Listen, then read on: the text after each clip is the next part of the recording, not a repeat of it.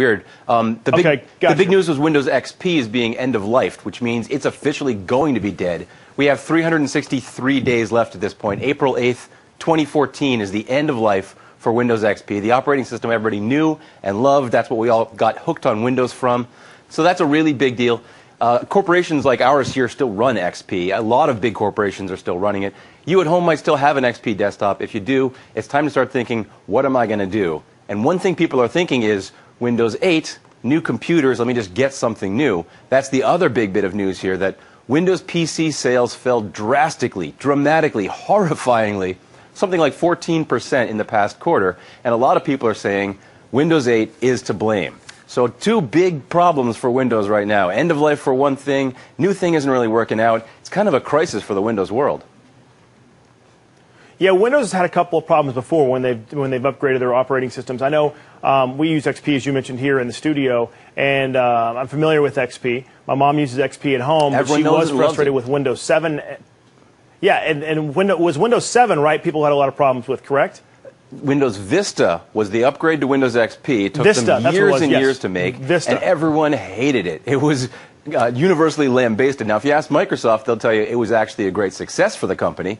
Microsoft has a monopoly. Whatever they do is a huge success. They roll out a product, and Dell and Lenovo and IBM and HP and everyone puts on their computers, and Microsoft automatically wins. However, we the consumers do not win. Vista was hated and despised.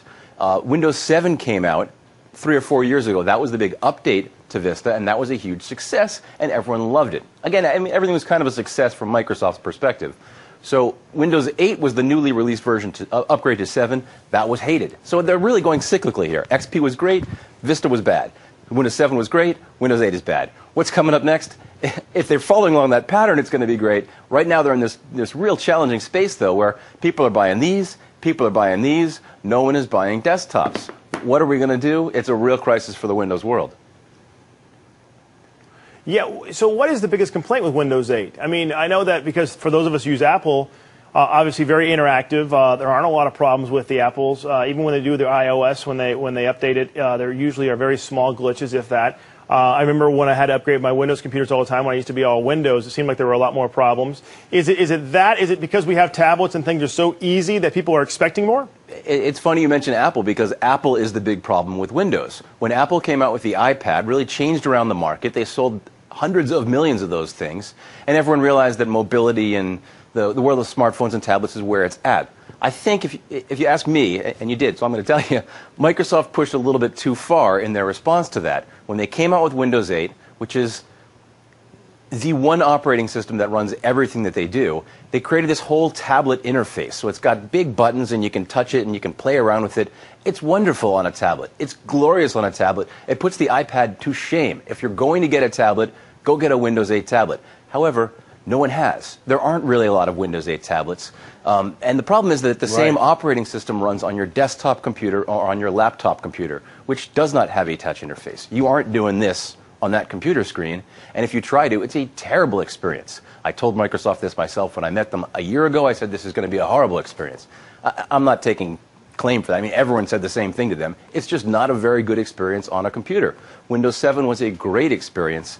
They've brought this new thing out, and you go to the computer store these days, you want to get a Windows computer, you kind of have to get a Windows 8 computer. It's just what's there.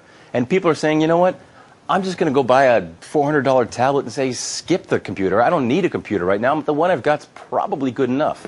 It's a real challenge for the company. They make their money by selling computers. They do.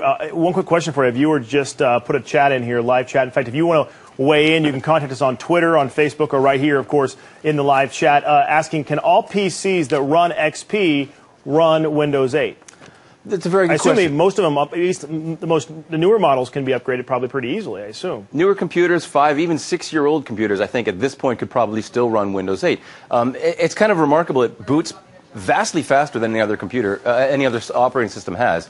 If your computer does run XP, it probably will run Windows 8. However, if you have an XP computer, I think you're probably a lot better off just buying a new system. You can get a new computer for $400 or $500 these days. It'll be a lot faster. It'll be a lot more powerful, and it'll probably take advantage of some of the new hardware. You know, if you got an XP computer, you probably don't have USB 2.0, much less that super fast USB 3.0, and you probably don't have a high definition interface to your monitor. There's a lot of things that older computers just don't have these days.